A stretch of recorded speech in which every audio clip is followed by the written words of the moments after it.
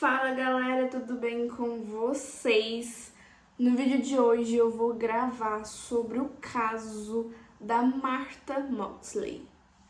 Mas se você caiu de paraquedas aqui no meu vídeo, já deixa o like, já se inscreva no canal, já compartilhe o link do canal com amigos que gostam desse tipo de conteúdo e já ativem o sininho de notificações para sempre que eu postar vídeo novo vocês receberem as notificações.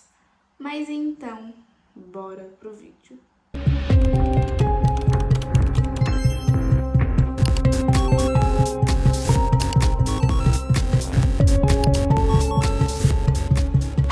A Martha Elizabeth Moxley foi uma adolescente estadunidense de 15 anos que acabou sendo assassinada na noite do dia 30 de outubro de 1975. O caso se tornou notório em nível internacional por envolver suspeitos relacionados à família Kennedy. A Martha, ela nasceu em São Francisco, na Califórnia, e nasceu no dia 16 de agosto de 1960. Ela faleceu, no dia 30 de outubro de 1975, em Gwenwick, no Connecticut, nos Estados Unidos. E ela tinha 1,65 de altura. Os pais são a Dorothy Moxley e o John David Moxley, e os irmãos eram o John Moxley. Em 30 de outubro de 2025, completou-se 50 anos do horrendo assassinato de Martha Moxley, de 15 anos, no enclave ultra-rico de Bellhaven, em Gwenwick, que fica no Connecticut. Na manhã seguinte, ela foi encontrada deitada sobre um pinheiro em seu quintal, após ter sido repetidamente golpeada com um taco de golfe e esfaqueada com um pedaço quebrado dele. Após uma noite de travessuras pré-Halloween com amigos do bairro, sua calça e roupa íntima haviam sido abaixadas, e embora a polícia não tenha encontrado evidências de agressão sexual, e o crime brutal abalou a cidade, onde esse tipo de violência era praticamente inédito. Levaria 27 anos até que Michael Skakel, vizinho de infância da Martha e parente do clã Kennedy, foi condenado pelo crime. Um veredito anulado em 2018, aprofundando o mistério macabro que continua a fascinar o público pelos detalhes horrendos do assassinato e pelas famílias influentes envolvidas. Agora, meio século após a morte da Martha, um novo e explosivo podcast da NBC News Studios e da Wigler Replacers Productions questiona todas as conclusões que as autoridades, os moradores de Gwenwick, jornalistas e fãs do crime tiraram sobre o que realmente aconteceu naquela fria noite de outubro de 75. Ao longo de mais de uma dúzia de episódios hipnotizantes de The Ed Serton, Ter Martha Moxley Murder, o jornalista veterano Andrei Godman destrincha a narrativa desde o início, com acesso sem precedentes a um vasto arquivo de materiais do caso e depoimentos francos de pessoas próximas às famílias Moxley e Skakel, incluindo pela primeira vez entrevistas reveladoras com o próprio Michael. A Rolling Stone tem o trailer exclusivo que oferece um vislumbre dessa história arrebatadora sobre uma comunidade pacata, virada do avesso e colocada sobre o microscópio. Foram necessários mais de 10 anos para que o The Ed Serton ganhasse vida, e isso se reflete na profundidade da apuração de Goldman. Ele teve de lidar com memórias desbotadas de certas fontes e com a ausência de muitos personagens que já haviam morrido desde que o caso da Martha capturou a atenção nacional. Não foi uma tarefa fácil. Houve momentos incrivelmente baixos em que achei que não conseguiria continuar, diz o Goldman. Parece um pouco como arrancar a vitória das garras da derrota. Logo no início da série, o Goldman explica que, como muitos outros, sempre acreditou na culpa de Michael pelo brutal assassinato da Martha. Daí o título do podcast. Nascido em Connecticut e intrigado pelas histórias em torno da chamada Maldição dos Kennedy, ele sempre manteve um interesse pessoal pelo caso e iniciou sua própria investigação após ser contratado em 2015 pelo primo de Skakel, o Robert F. Kennedy Jr., para escrever um livro argumentando que o Michael havia sido acusado injustamente. Quando Goldman finalmente se sentou com um homem que passou mais de 10 anos atrás das grades pelo infame assassinato de Greenwick, a conversa não foi nada como ele esperava após tantas matérias e reportagens televisas que o retratavam como o herdeiro arrogante e sanguinário de uma família poderosa. Descobri que Michael era bem diferente do personagem retratado pela mídia, diz o Goldman.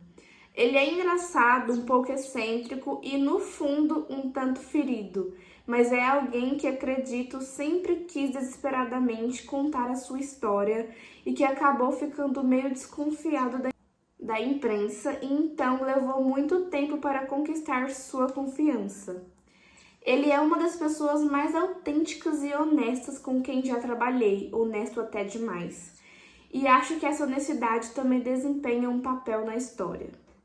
Goldman acrescentou que os ouvintes de The Ed Certon ouviram como sua relação com Skakel evoluiu ao longo das entrevistas e como meus sentimentos sobre ele mudaram na maior parte para melhor e às vezes para pior. Nos primeiros episódios do podcast, o Goldman relembra como a investigação da polícia local sobre o crime da Martha foi frustrada a cada passo, com uma teoria após outra falhando em apontar um suspeito viável. Com o tempo, 2 irmãos adolescentes que moravam nas proximidades, o Thomas e o Michael Skakel, passaram a ser considerados possíveis culpados, em parte porque o taco de golfe usado como arma pertencia a um conjunto da família deles, e Thomas havia sido o último a ver a Martha com vida. O envolvimento dos irmãos Skakel tornou o caso ainda mais sensacional, já que eles eram sobrinhos de Ethel Skakel Kennedy, viúva do senador Robert F. Kennedy. Ainda assim, o caso esfriou por anos e só foi reaberto na década de 90, após outro escândalo envolvendo os Kennedy e 2 livros ligados a figuras do julgamento de O.J. Simpson. Um deles, publicado em 93 por Dominic Dunne, escritor policial da Vanity Fair, era uma versão ficcionalizada do assassinato da Martha, e o outro, lançado em 98 pelo ex-detetive da LAPD, Mark Ferney, que pintava o Michael como provável assassino, baseando-se em materiais de uma investigação privada encomendada pelo Ruston Skakel, pai dos irmãos, que apontava contradições nos depoimentos dos filhos sobre a noite do crime. Entrevistas com Furman também aparecem com destaque em The Ed Certon. Uma nova investigação policial, iniciada em 98, levou à acusação formal de Michael Skakel em 2000. Ele foi condenado em 2002 e sentenciado de 20 anos à prisão perpétua após um julgamento em que 2 ex-colegas de um internato abusivo no Maine testemunharam que ele havia confessado o assassinato. Um deles chegou a afirmar que o Michael disse: "Vou me safar de um assassinato, sou um Kennedy." Seguiu-se um longo processo de apelações até que a nova equipe de defesa de Skakel convenceu um juiz em 2013 de que seu advogado original havia sido ineficaz. Decisão que permitiu a sua libertação sob fiança e a concessão de um novo julgamento. Após novas disputas judiciais, o Estado finalmente desistiu do caso em 2020, decidindo não julgar o Skakel novamente. A vantagem de Goldman em relação a comentaristas como Furman e Dunne, ele explica, é que com a condenação de Skakel anulada, ele pôde mergulhar em todo o arquivo do caso, incluindo relatórios policiais, gravações de entrevistas e outras provas usadas pela acusação. Em casos de assassinato de grande repercussão como este, os escritores acabam limitados pelas suas fontes e nunca têm a visão completa, diz ele, referindo-se à cobertura abundante e muitas vezes sensacionalista da mídia antes e durante o julgamento de Skakel. Eu tive acesso a muito mais informações. O volume de dados é tão vasto que acho impossível uma única pessoa dar conta de tudo. É impossível não ficar obcecado por essa história, afirma o Alexa Danner, produtor executivo de Dead Certain, que estreou em 4 de novembro de 2025 com novos episódios lançados semanalmente. Cada vez que você descobre uma nova informação, é puxada em outra direção. Ela observa que, ao contrário da maioria das sagas de casos criminais, o julgamento é quase o ponto médio da história, que inclui fontes de interesse que se estendem por 5 décadas e várias gerações, resultando em uma infinidade de caminhos, reviravoltas desconcertantes e uma quantidade assustadora de possíveis suspeitos. Enquanto os ouvintes mais jovens que não conhecem o caso ficarão completamente absorvidos pelas inúmeras pistas e pela frustração de não haver uma resolução clara. Aqueles que se lembram dos eventos verão suas impressões desafiadas, especialmente em relação a Skakel. Embora frequentemente retratado pela imprensa como um jovem rico e mimado, o Goldman consegue humanizá-lo, apresentando ele como alguém que sobreviveu a uma infância difícil, ao vício e abusos institucionais antes de ser acusado de um crime que ele continua a afirmar não ter cometido.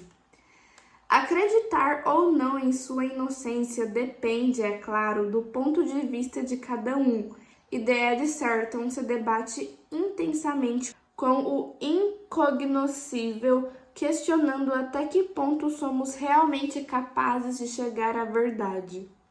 Goldman estudou o assassinato da Martha com uma intensidade raramente igualada e mesmo assim ele admite não ter certeza do que realmente aconteceu em 1975. Essa história ainda me tira o sono, diz o Goldman, e após 10 anos trabalhando nela ainda mudo de ideias sobre certas coisas. Então, gente, esse foi o caso de hoje. 30 de outubro de 2026, completa 51 anos que aconteceu esse caso e até hoje não temos certezas, né, de quem cometeu este crime, o que aconteceu com a Martha. Depois de 50 anos deste crime, ainda não sabemos 100% o que realmente aconteceu com a Martha, quem foi o responsável por esse crime. Ainda não sabemos 100%. Eu acredito que esse caso pode ter uma solução, um desfecho mais pra frente, mas ao mesmo tempo acho que é um pouco difícil, porque é um caso que aconteceu há muito tempo, mas nada é impossível, então, se Deus quiser, ainda teremos um desfecho sobre esse caso para entender o que realmente aconteceu, quem que foi o agressor, e essa pessoa tem que pagar pelo que ele fez. Se essa pessoa ainda estiver viva até hoje, né? Porque se passaram 50 anos. Então, dependendo da idade da pessoa, no momento atual ela pode já nem estar mais entre nós. Mas não custa tentar, né? Encontrar um desfecho nesse caso, mesmo que a pessoa já tenha falecido, precisamos saber, né, e fazer um desfecho para encerrar esse assunto, né, de um caso tão triste assim, de uma adolescente de apenas 15 anos que teve a vida tirada por, infelizmente, ainda não sabemos quem e nenhuma motivação do que poderia ter sido motivado o crime. Que 90% dos crimes a motivação é apenas por diversão, maldade e frieza, que infelizmente o ser humano tem, principalmente os homens. Mas então, gente, eu espero que vocês tenham gostado do vídeo. Deixa o like, se inscreva no canal, compartilhe o link do canal com amigos que gostam desse tipo de conteúdo e já ativem o sininho de notificações para sempre que eu postar vídeo novo vocês receberem as notificações. Mas então, esse foi o vídeo. Um beijão da Ju, amo vocês e até o próximo caso.